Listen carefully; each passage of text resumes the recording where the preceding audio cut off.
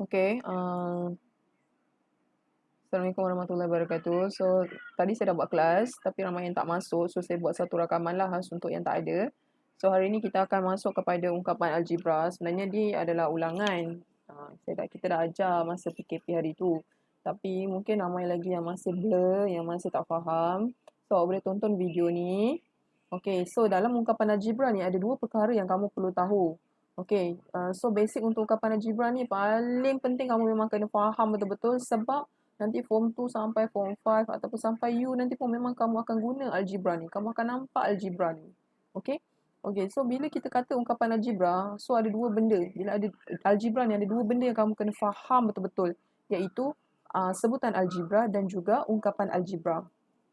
So, sebutan algebra ni adalah gabungan antara nombor dengan huruf. So, 5 gabung dengan X. X ni huruf. 5 ni nombor. So, bila kita gabung dua ni, dia akan jadi sebutan algebra. Jadi, nombor ni, biasanya nombor ni kita panggil sebagai perkali. Dan huruf ni kita panggil sebagai pemboleh ubah. Okey, contoh contoh lain, sebutan yang lain adalah, contoh kamu ada 2Y. So, gabungan 2 dan Y ni adalah perkali, 2 ni perkali. Dan Y ni adalah pemboleh ubah, kita panggil sebagai sebutan algebra. Okey, macam mana pula dengan P? Kita panggil sebutan algebra tak? Ya, P masih kita golongkan sebagai sebutan algebra. Kenapa? Sebab P ni dia huruf. Tapi depan ni dia sebenarnya ada nombor 1 yang tidak ditulis, perkali dia. Jadi gabungan perkali 1 dan juga P ni pemboleh ubah kita panggil sebagai sebutan algebra. Okey, begitu juga Y per 3 contohnya. Kamu kena ingat, depan Y ni dia tak ada nombor, so kita kena letak nombor 1. So, perkali dia adalah 1 per 3. Nombor kan, 1 per 3. Dan pemboleh ubah dia adalah Y. Ini kita panggil juga sebagai sebutan algebra. Macam mana pula dengan ungkapan algebra? Kalau kita baca penerangan dekat sini, gabungan dua sebutan atau lebih menggunakan operasi tambah atau tolak. Jadi dekat sini 2x tambah 4y. Okey, ini sebutan pertama, ini sebutan kedua. So, bila digabung guna tambah, ini kita panggil sebagai ungkapan. Okey, soalan yang kedua pula, ini sebutan pertama, ini sebutan kedua, ini sebutan ketiga. Ini kita panggil sebagai ungkapan. Biasa soalan yang exam dia akan keluar, dia akan tanya kamu berapakah sebutan yang ada dalam ungkapan di bawah. Contohnya ini ungkapan dibagi. Ada berapa sebutan? Tadi kamu dah faham konsep, kamu cakap, cikgu, huruf gabung dengan nombor, itu kita panggil sebutan. So, ada dua sebutan lah. Sebenarnya tak. Bila nombor dah masuk dalam ungkapan, kita kira juga sebagai sebutan. So, ada berapa sebutan ni? Sebutan pertama, sebutan kedua dan sebutan ketiga. So, ada 3 sebutan. Okey? Ini memang soalan famous, biasa keluar. Okey. Untuk menentukan nilai ungkapan pula, dia bagi kamu ungkapan, lepas tu dia bagi nilai P, nilai Q, nilai R. So, kamu kena substitute ataupun kamu kena buat penggantian. Jadi, bila nampak soalan macam ni, langkah pertama, gantikan huruf tu dengan kurungan dahulu. Nampak je huruf, ganti dengan kurungan. So, macam mana kita nak isi nombor ni, kita refer balik soalan. P sama dengan negatif 5, Q sama 4, R sama dengan 7. So, 4, P, kita buat kurungan, tolak dan Q gantikan dengan kurungan. So, P sama dengan negatif 5. Dan tolak Q sama dengan 4.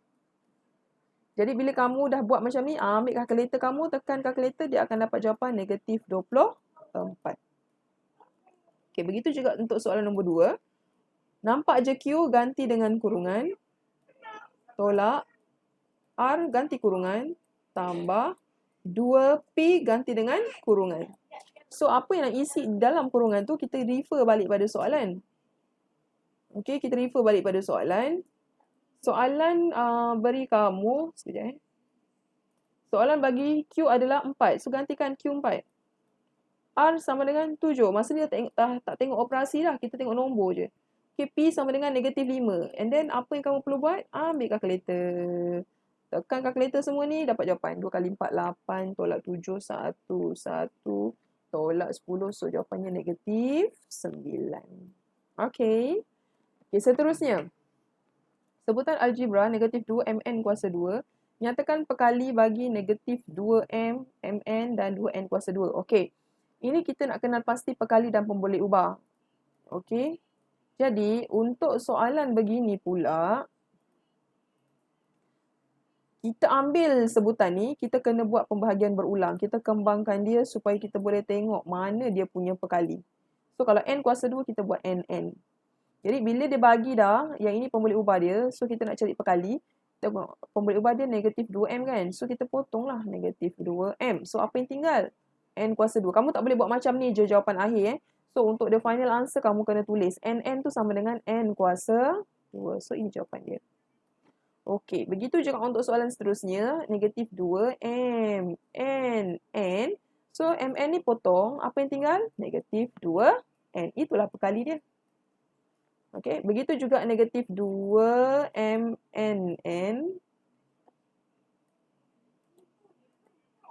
So, apa yang kena potong kat sini? Negatif 2n 2 kali. nn. So, apa yang tinggal? n. Okey? Seterusnya, ini yang melibatkan pecahan. Kalau melibatkan pecahan memang ada masalah sikit. Okey. Bila ada pecahan, keyword dia senang je. Walaupun dia susah, tapi bila kita ada keyword, dia senang je. Dekat atas ni tak ada pekali, so kamu kena letak. Pekali dia mesti nombor 1. Sebab biasanya nombor yang tak tulis tu nombor 1. So, bila dia minta pekali bagi P, potong P. Apa yang tinggal? 1Q per 4. Tapi jawapan akhir 1 tak payah tulis. Hanya tulis Q per 4. Okey, begitu juga PQ. So, PQ per 4. Mesti letak 1 ya anak-anak. Saya akan terangkan kenapa kamu kena letak 1. Apa akibatnya kalau kamu tak letak 1. So, pekali dia PQ. Potong PQ. Apa yang tinggal? 1 per 4. So, ini jawapan dia 1 per 4. Apa yang terjadi kalau kamu tak letak 1 per 4? Tak letak 1. Okay, contoh PQ per 4. Okay, kamu cakap, okay, Cikgu Rahmat cakap PQ kena potong. So, apa yang tinggal? Kamu tulis 4.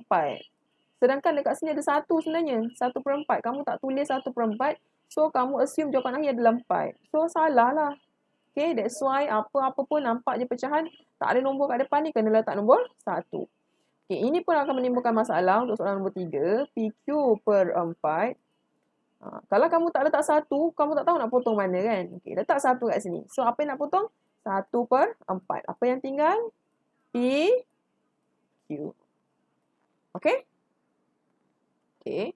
Seterusnya, kita masuk kepada sebutan serupa. Kamu kena ingat apa itu sebutan serupa. Sebutan serupa ni pemboleh ubah dia sama, kuasa dia sama. Okey, kalau M, N dengan N, M, ini sama.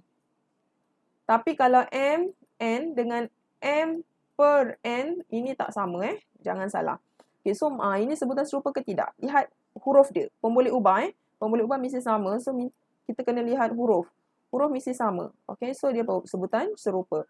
Ini huruf sama tapi kuasa tak sama. So, bukan sebutan serupa. Ini RS, ini SR. Okey, saya dah cakap tadi MN, NM sama. So, RS, SR sama. Okey, macam ni kan, walaupun nombor dia sama, dia bukan sebutan serupa sebab kita hanya refer pada huruf. Okey? Okey, ini XYZ, SYZ. So, sebutan serupa. S dengan 7 per S tak sama. Ini saya dah tunjuk tadi awal-awal. Dia tak sama, okey? So, bukan sebutan serupa. Okey, terima kasih. Pandai jawab kuis, okey?